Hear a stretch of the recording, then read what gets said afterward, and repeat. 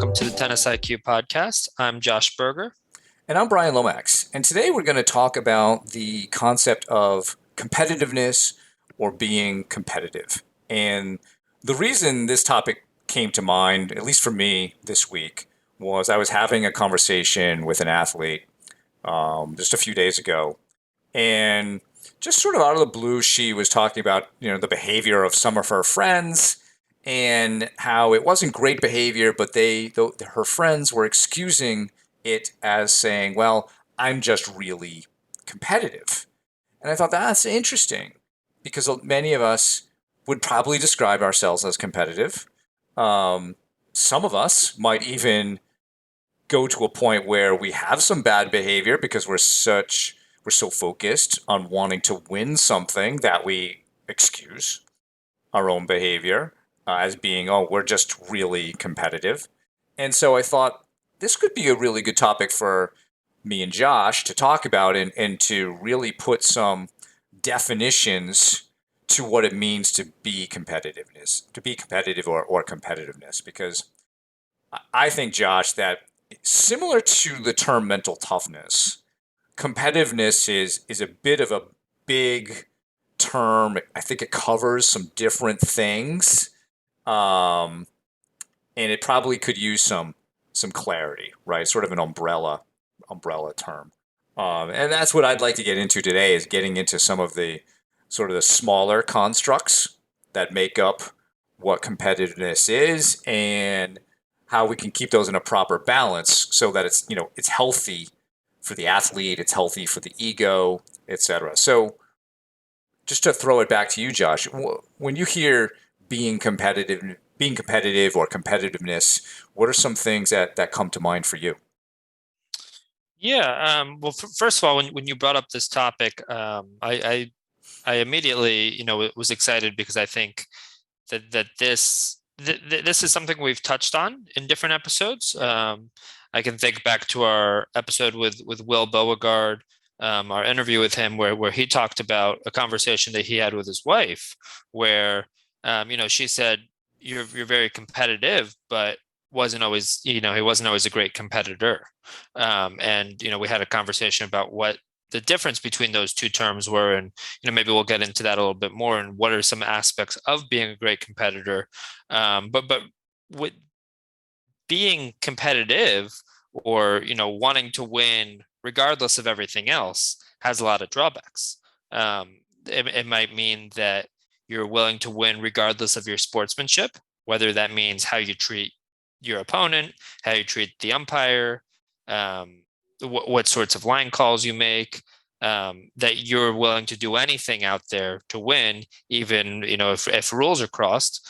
It might mean also that you're not necessarily enjoying the process of developing and becoming a better player, because it's always about the results. It's always about winning, rather than thinking about your development in more of a long-term perspective. But no, I think it's something that I definitely see as well, with some of the people that I work with, where rather than being able to focus on that process and really try to break down what are the ingredients needed to for me to improve, for me to get to that next level, it's almost a short-sightedness at times on winning, on thinking of this next match or this next tournament as the most important, as everything comes down to this. But I would agree that there are a lot of drawbacks there, and that the goal ultimately should not just be to be competitive. I would say that's almost a precondition, or something required to be successful. Being competitive and wanting to win, wanting to compete. But rather, I mean, it can certainly be something, when it becomes prioritized too much, when winning becomes prioritized too much, that can get in people's way. And I think it is also sometimes glorified too much, right? Mm-hmm. We were talking earlier about Michael Jordan and the Last Dance documentary. And I think Jordan comes off generally, in a positive light. Although you look at some of his behavior with his teammates and opponents, and This is a guy who, for him, the ends justified the means. So what he did was all in the service of winning, and that's all that mattered to him. And I think part of the confusion for many of us is, well, we look at a Michael Jordan and look at how he's lionized and glorified, and this is like the greatest basketball player of all time. Um, but you could conceivably say that he wasn't a particularly good teammate in some regards. You know, there are a number of players in that documentary who are not particularly fond of Michael Jordan, given the experience. Right? Did the teams win? Yes, they did win. Um, is that is sacrificing personal relationships with people an acceptable um, means of getting there? That's obviously for him to decide. But many of us are not Michael Jordan reaching the pinnacle of a sport like that. And so it becomes really hard to justify that. And I think um, you look at some players, basketball players, who were in the around the same era, a little bit before, but um, Magic Johnson with the Lakers and Larry Bird with the Celtics were two players who also were very good at winning and part of championship teams. And their teammates have very different perspectives on who they were as teammates and as human beings. And so, just as a counter example to Jordan, you don't have to be that way and be able to win. And, players like Magic Johnson and Larry Bird, a lot of their philosophy was helping to raise others up to make the team better. So different philosophies, but I think the idea of that sometimes we do glorify these people who perhaps act in unethical ways, all in the service of winning. I think we've even seen that on the coaching side, where maybe not so much now, but a college basketball coach like Bobby Knight has often been glorified as a great coach. Sure, he's won some championships. He had an undefeated team during the 70s. But there are a lot of stories about players who couldn't deal with the Bobby Knight experience. And that type of coaching has an impact on people. When there's this sort of win at all costs attitude, it can affect your character. It can affect your ethical character and how you treat other people. So I think it's understandable that there are misconceptions around what it means to be competitive and what's allowed. Certainly. I think this definitely ties into the ego as well, where if it's always about being competitive, it's always about winning, it's more about a comparison to those around you rather than a comparison to yourself, or to your past self, and thinking about how can I improve, how can I get 1% better, how can I slowly, slowly day by day, become the tennis player that I'm striving to be. And reading Ego is the Enemy, which is highly recommended. I think we've we've talked about some Stoic philosophy a little bit on this podcast, but in Ryan Holiday's work, Ego is the Enemy, he talks a lot about being competitive and how this having an ego orientation can have a lot of downsides. It can cause you to cut corners because you think you don't need to, right? You don't need to necessarily put in the same level of work as everybody else because you're superior, you're better. It can also cause you to not want to compete against everybody, because maybe you're afraid to lose or you're afraid to expose yourself.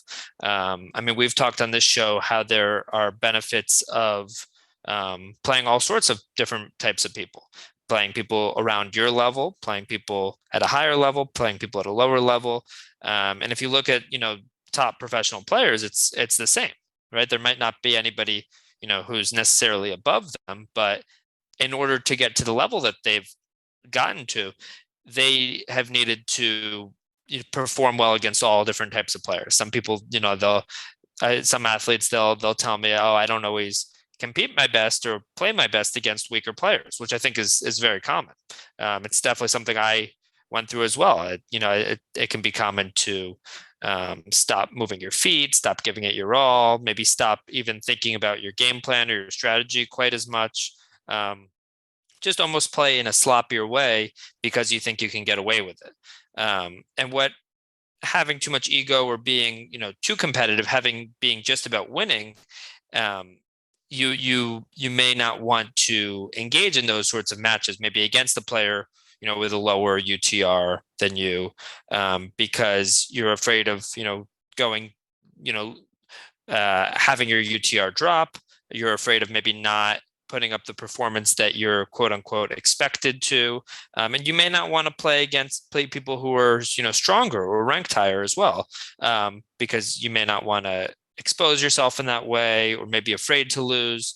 I think, there are definitely downsides in terms of how competitiveness can tie into the ego, and how that can almost, protect somebody or seem to protect somebody from really competing and being a great competitor, which we've talked about in this show has a lot more to do with that. It's more of a matter of, number one, are you doing everything in your power to perform at a high level?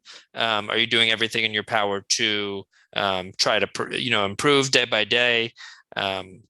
Are you utilizing your mental skills when you're on court to try to, maximize the moment, to come back to the present moment time and time again, so that you're not, thinking about a point that took place 5 minutes ago, or maybe, in the state of mind where, rather than thinking about the moment and what's important now, you're, upset at the umpire, or upset at the other player or a fan, about something from the past. And the same thing goes for, thinking about the future too much. But I think, tying it back to this discussion, thinking more about being a great competitor is going to give you that better chance of winning, rather than just being competitive and, winning at all costs. Brian and I were also talking before we started recording, that sometimes, certain athletes, and they talked about this as well in Ego and the Enemy is the Enemy, that certain athletes or certain people in society who, are really successful, who get to the top of their field, and who are, said to have a big ego. Sometimes it's said that they achieve, everything that they've achieved because of it. But really the argument that that Ryan Holiday makes is that it's more in spite of it, right? That having, your ego, your competitiveness isn't what's driving you to work hard every day, isn't what's driving you to ultimately be the player that you are. That you're really doing it despite that, and that most people, it actually ends up holding them back. Yeah, and it would have been interesting to see, had Michael Jordan had a different attitude, what would have been different, right? So what you were saying there reminded me of the book Flow by Mihai Csikszentmihalyi, just passed away recently, where he defines the point of competition, and he notes that there are primary and secondary points, and I think this kind of helps our argument here today. That the primary point of competition is to perfect and improve your skills. And I think that goes along quite well with what we've been talking about, Josh, as tennis as a life project, not about any particular win today, but in terms of contributing to you becoming the best that you can become. Certainly, winning is a part of the point of competition. It's just not the primary point. And Csikszentmihalyi notes that when winning becomes the primary point, that it's likely the enjoyment of the sport or the activity will be sucked out. And anybody who's been on a losing streak and is just so focused on winning knows how that feels. And many of us have a love-hate relationship while we're playing. And why is that? Is because we're so upset about losing points and we're okay with winning points. And you just have these ups and downs throughout a match, or you have these ups and downs throughout your season because it's too much about the result and not enough about what we're trying to achieve in terms of becoming the best we can become. When you look at tennis, so like if we bring this back to perhaps some of the greatest tennis competitors, I grew up in the 70s and 80s, and I would say that at that time there wasn't a lot of I don't know, collegiality between the players. There's some, but there was much more, I would say, of an adversarial relationship between players. I think McEnroe Borg was an exception. McEnroe really respected Borg tremendously, and there was never really any friction with those guys. But there was a lot of friction with some of the other characters at that time. And even though the current tour is not completely harmonious, right? There are some relationships that are not as great as others. I think in general, though, there's a much more collegial attitude amongst the players. There's a lot of respect. There are some friendships there. They get like what it's all about. And so, yeah, many of those players in the 70s and 80s were great competitors. Were they better competitors than the guys today who actually are okay with having positive relationships with each other? I wouldn't say that they are. Not going to say one group is better than the other, but it would be hard to say that Rafael Nadal and Roger Federer are not as good competitors as some of those guys back in the 70s and 80s, given what they have done. And so I think it is very possible to be a good person and to be a great competitor. They're not like mutually exclusive things.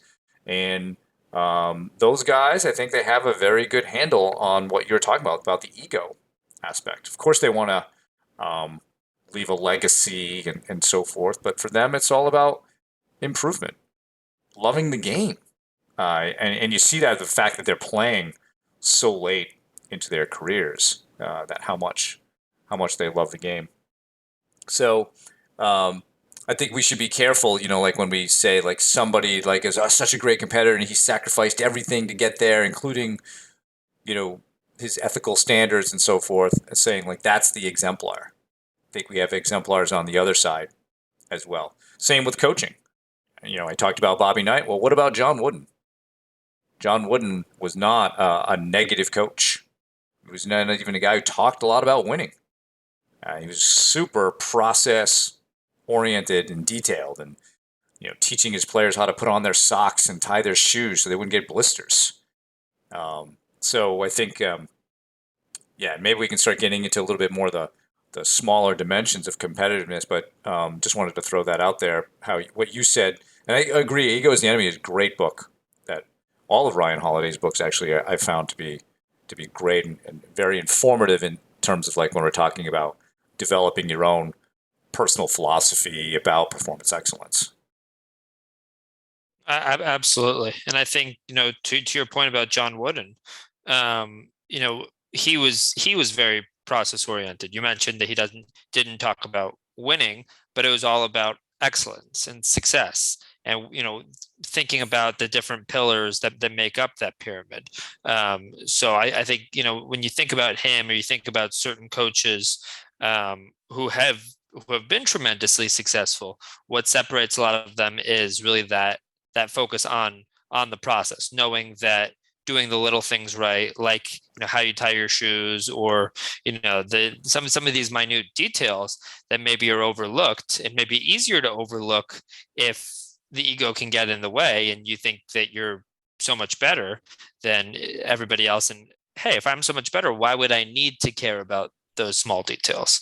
But by focusing on that process, ultimately those small wins, those small improvements pay massive dividends. I mean, we've talked a number of times about Atomic Habits by James Clear, and he really breaks this down, how getting 1% better over, let's say the course of a year, can just totally transform you.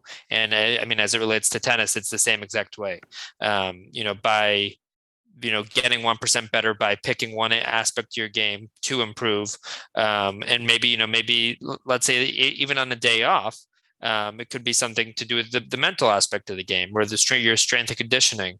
But by focusing on that improvement process, ultimately that's what brings out high performance rather than just this need to win at all costs. And when it, it none of what we're saying is discounting the fact that it's important to win, that it's important to win and to want to win. um, it's you would most people wouldn't be playing sports if they didn't care at all about winning, but that is one piece of this entire thing, one piece of this puzzle. Part of it is wanting to compete, and when you're out there, yes, doing everything in your power to win, but it's also about setting goals for yourself. It's also about trying to reach new standards of improvement. So that is just one piece of it, but when the winning overshadows everything else, that's when it can become more of a problem. Yeah, exactly. So, a logical question for a listener might be now, okay, well, so how do you measure whether you're competitive in what we're discussing? So one of the ways I do that with the athletes that I work with is I ask them to fill out something called the Sport Orientation Questionnaire. This was done by Gill and Dieter. If you want to find a little bit more information about this, you can go to Google Scholar, put in Sport Orientation Questionnaire, Gill and Dieter, and you'll get some info on that. And so the questionnaire tries to measure three dimensions of like how an athlete is oriented to sport, and the three dimensions are competitiveness, win orientation, and a goal orientation. And just like you said, Josh, it is important to win. So what I thought I would do is read off some of the items in which you're asked to rate yourself that contribute to the competitiveness scale versus we can go through the win scale as well, but I want to get your thoughts on some of these and how they kind of fit into what we're talking about. So there are probably about 12 or 13 of these. So I am a determined competitor. I am a competitive person. I try my hardest to win. So there's the win factor that goes into it. I look forward to competing. I enjoy competing against others. I thrive on competition. My goal is to be the best athlete possible. I want to be successful in sports. I work hard to be successful in sports. The best test of my ability is competing against others. I look forward to the opportunity to test my skills in competition. I perform my best when I'm competing against an opponent, and I want to be the best every time I compete. So what I think is interesting there, Josh, is there's a lot more about the willingness to engage in competition. You brought it up earlier. There might be sometimes where we are avoiding it, but that's not a part of this. So I'm just curious, just your take on some of those items.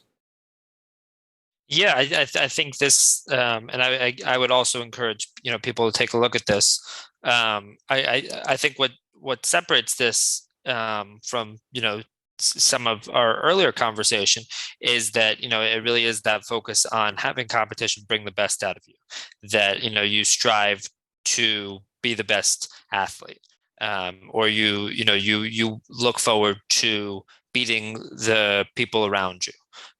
So it's more of letting competition be a tool to improvement and to performing at a high level. So no, I think there's a lot of good stuff there. I think also that those aspects of working hard and having that are touched on there are really important. That that you're competitive and that leads you to working hard to be the best. So I think I think that's really important. And I think looking at a scale like this can help people sort of frame competition in the right kind of a way, Definitely. because it no longer is just about winning, but it's, winning in competition as a tool, really. And I think, we've also talked on this podcast about competition and about match play, right? And how through competing and through playing in matches, number one, you learn certain skills that you can't learn on the practice court. You learn, how to play in higher pressure situations. You learn how to play in certain moments. For instance, deuce point or a tiebreaker. Yeah, clutch Um, moments. Yeah. exactly. And also you get to see different types of opponents, and different types of moments that you wouldn't see if you weren't competing quite as much. So I think by using this scale, it helps people to understand the importance of competition and to really frame it and be able to look at it in that best possible way. And even though it's not called out specifically, it makes me think about the Latin term where competition comes from, competere, which means to strive for with. And I think it's an important distinction that it doesn't mean to strive for against. And so this gets back to one of the items here about I perform my best when I'm competing against an opponent. Maybe that should even be phrased when I'm competing, with an opponent, only because we need opponents. Opponents help us create our best performances. It's not so much about I have to beat that person, but we've talked about how we can lose and play great and be satisfied with that. Versus, the majority of us, not everybody, but would be less happy with a win and we played quite poorly. That doesn't feel as good for most of us. I think there might be some people who are more focused on the result there, right? And so it makes me think about that. That if we can be looking at this as an opportunity to perform our best, it's not about I have to beat this opponent, I hate this opponent. I need an opponent. It's rather boring to play tennis with nobody on the other side of the net. So you absolutely do need somebody there, right? So how about we compare that scale now to the win scale, just to see what the differences are and why the competitiveness scale may be a little bit healthier. So there are fewer items on the winning scale. So first, winning is important. Scoring more points than my opponent is very important to me. I hate to lose. The only time I am satisfied is when I win. Losing upsets me. I have the most fun when I win. So, would love to get your reaction to that, Josh. Yeah. I mean, what immediately comes to mind is sort of the avoidance of losing. Mm. And how, I mean, what this makes me think of is, number one, matches in my past that I lost where I've, felt satisfied because I felt that I, brought out a high level, or maybe I had a breakthrough in a certain way.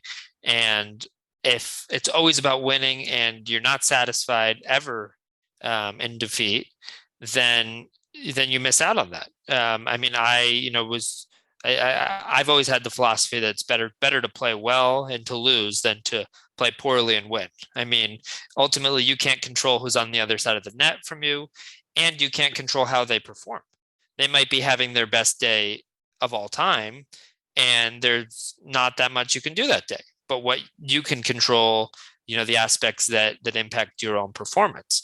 And ultimately, as we've talked about many times on this podcast, the outcome is out of your control, right? You can influence it, but you can't actually control it. So um, being so influenced and ultimately being satisfied one way or the other based on that outcome, is I think it is one of the factors that can lead players to, lose their satisfaction for the sport, can stop, they stop training as hard, they stop being as motivated, because it becomes all about winning. And then, maybe you move up to the next age group, and winning suddenly becomes tougher. We see that a lot. And, if it's more about competing and development and improvement, then you understand that this is, it's a process of getting there. But if it's all about winning and all of a sudden you're in a slump or you're not winning, then you don't necessarily have that basis or that foundation to draw from during those tough moments. Yeah. And then the focus isn't so much on you becoming a great player, it's just about you winning. And Mm-hmm. that could hold you back, like you've been saying, but it also could hold you back in that you're not going to be as willing to challenge yourself to push the boundaries of where you could be, right? Because being good is there's some comfort in that. It's a comfortable place. To be great, you have to intentionally get uncomfortable and challenge yourself, and that is going to result in some losing. But that losing may be purposeful when we're looking at building a great player. But if we're not as interested in building a great player, you're more likely to kind of hang in a particular zone where you're comfortable and winning all the time, and maybe you're the best player in your group, and that's just what you want to do. And there's not necessarily anything wrong with that, but that is what is happening. And there's probably more in you than you're giving yourself credit for. You're just perhaps not as willing to make yourself uncomfortable and challenge yourself and reframe, like you said, Josh, looking at these items. Maybe we could reframe competition for someone like that so that they'd be a little bit more willing to challenge themselves and to get uncomfortable and be okay with it. Because if you lose a tennis match, really, what terrible thing is going to happen? Probably nothing. I mean, you could look at junior tennis and maybe there are some issues, right? Where there's a lot of pressure parentally, coaching wise, right? That's there. But in general, most of us, when we lose a tennis match, nothing terrible is going to happen. You don't automatically become a horrible player just because you lost a match. People aren't going to sever their relationships with you just because you lost a match and you're no longer worthy being their friend, their son, their daughter, whatever. None of those things are going to happen. So if we can be looking more at the sort of those competitive items on in this particular questionnaire and reframing how we do it, I think many of us who are listening to this could actually take their games further just by reframing what it means to compete. Absolutely, absolutely, and just understanding that competing is is a skill, and that by building that skill, that ultimately is going to help make you into a better player. Um, can you? I guess one question for you is: can you think of any examples of either in playing, people that you've played or people that you've coached or worked with on the sports psychology side, that where similar to what you were talking about this recent conversation, how you've found that urge towards or that orientation towards winning ultimately held them back, or was something that was tougher to break through. Yeah, in fact, that athlete who I was having the conversation with, we've been working together for about a year and a half. And when we first started, she's a figure skater, not a tennis player. She was very competitive in a way where she was always comparing herself to her fellow skaters. And that was definitely getting in her way because it was creating more anxiety, more about trying to keep up with certain people, not rooting for them to do well. Because in skating, there's no defense. So all you can do is go out and do it yourself. But there can be this culture of hoping others do poorly, so I can look good in the standings. And she definitely had that. And we've been working on her definitions of competition over the last year and a half. And she recently, this is an exercise I've been assigning to athletes as of late. She recently wrote her philosophy of performance excellence. And in there talked about her reframing of competition to be one where it's just her trying to be the best skater that she can be. And she feels so much happier now when she skates. And it's not about, even in a sport like figure skating, you can't control who enters, who's in your pool of skaters. So it's not so much where she places within that. It's more about what her scores are. How are they compared to some of her scores in the past? Is she trending in the right direction and so forth? She's just a much happier athlete now that we've gone away from so much competitive comparison to more about using competition as a means to become the best athlete, you know, that she can be. So I think that's one of the better stories in terms of athletes that I've worked with. And I think it's good to note that she is much happier. She's able to handle whatever happens in competition in a much more balanced way, mentally than in the past, where things could have been very doom and gloom if there was some sort of bad performance. That makes sense. No, I actually had a similar situation with a track and field athlete, where she, would is a high performer, and it would always be about her comparing herself to some of the other elite track and field athletes from some of the other schools that she would see at the meets. And when it started to become more about her being the best athlete that she could be and focusing on that, and figuring really out what she needs to do to perform well, rather than thinking necessarily about beating one specific person, or focusing so much on the outcomes of setting a record here, or anything like that. Number one, she started to perform better, but was a lot more satisfied, and a lot that definitely seemed a lot happier. So I think when it becomes, it's almost paradoxical in a certain way. When it becomes less about winning, the winning actually becomes easier, because and I think we've talked about pressure, but it can take a lot of pressure off as well when it's all about winning. You Number one, you're going to feel pressure, and it can be easy to sort of back away from certain moments. I mean, we talked about whether it's certain types of matches against certain players, could even be certain playing styles. Oh, I don't want to play that type of person, and we see that in junior tennis sometimes, where players withdrawing from matches. But I think that this conversation is important because I think, as you've mentioned, Brian, these sorts of skills are often glamorized. Winning at all costs, doing anything to win, prioritizing winning over everything else, and understanding that is a piece of things, but that it can't come at the expense of everything else. Yeah, I think that's true. And another exercise I like to do with athletes is have them think forward into their career about, let's say the scenario is you're being inducted into some sort of tennis or athletic hall of fame. And how would you like people who are attending that ceremony to describe you as a competitor? And it's interesting to see if they will include some aspect of how they related to other people in sport.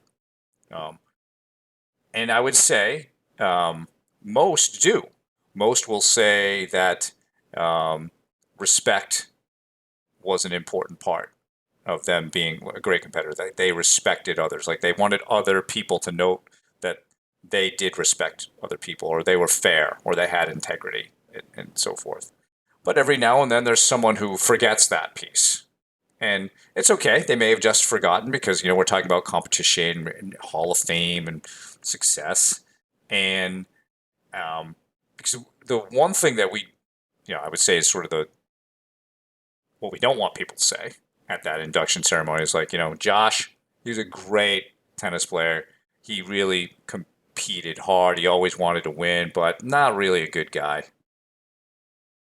That's not how you want people to speak of you, because how you relate to others is a big part of your your good character, but also a big part of your reputation. And that's something I think we can all more actively work on, is if that's how you want to be seen as a competitor, say at the end of your career, now is the time to start working on that. And so I jotted down some things that I think are important that go into being like a competitive player, like a balanced competitive player. So I think, as we've been saying, playing to win at all times is really important, because sometimes that skill goes up and down depending on the score. And that's not what should happen with a great competitor. You can be down a set and a break, and there shouldn't be a drop in your determination or belief that you can win. I think this was mentioned in the orientation scale, but having great determination and passion for being the best you can be, respecting the opponent, regardless of ability, as a worthy adversary. We never see pro players say, "Yeah, I should win this match." Right? They go out there, they respect everybody. I think playing with courage, especially in those big moments, that we talked about that in our clutch performance episode. Courage is a really big part of being a great competitor. Being humble in victory, but gracious in defeat. So no excuses. If your opponent won, you give them credit. I think great competitors are great learners, before, during, and after matches. They really want to participate in competition, and then their evaluation of their performance has more to do with comparing themselves to themselves, not comparing themselves to others. And so that's just maybe a quick list of things that I try to foster with athletes to get them to have a better definition of what it means to be competitive, to have a healthy one. Because one of the aspects of focusing too much on winning, and you brought this up, Josh, is you're more likely to feel performance anxiety if your orientation is more geared toward winning, or you're more likely to engage in unethical behavior or shortcuts on the way to where you want to go. So, do you have some other points that you think about, like when it means to be a good competitor? I think you brought up a lot of good ones there. I think making sure that you're present for every point. Playing one point at a time, treating each point as if it's the most important point. And we've talked about that, how each point, or really the next point, is the most important point of the match. I would say that's definitely a big one. Always playing to win, I think, is very tied into that.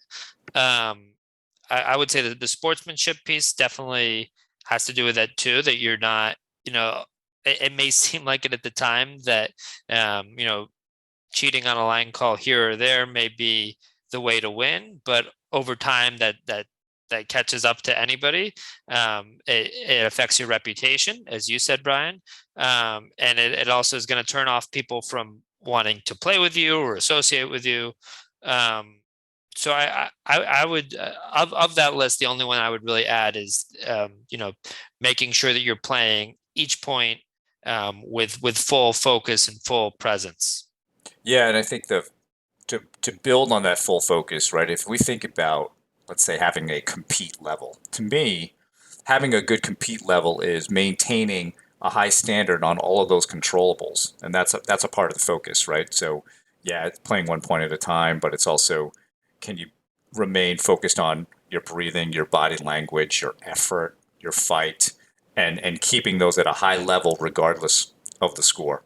And I think that is a good addition, Josh, to if we were to start compiling a list of traits or skills that great competitors have. I think that's definitely something to consider. Um, so, in terms of if people are interested in the Sport Orientation Questionnaire, I've already given you the citation to look up. But if you would like to take it, just send us an email at tennisiqpodcast@gmail.com, and I'll send you the questionnaire, and then I can send you back, once you get the results in, I can send you what your orientation is in terms of competitiveness, winning or goal achievement. So, Josh, any last thoughts before we wrap this up? No, I think I actually wanted to go back to something that you brought up earlier about sort of your legacy, right? If someone was writing a speech about your career as if it were over, how would you want it to be described? And I think that's an important thing to think about. That yes, winning and doing everything that you can to win is a really important aspect, but thinking about how you treat and interact with others, thinking about how hard you work on a daily basis, thinking about are you not just working hard, but are you really doing everything that you can do to perform well? Are you engaging your mental skills? Are you thinking about the strength and conditioning piece? Are you doing everything with your nutrition to perform well? With your sleep, being conscious about your hydration.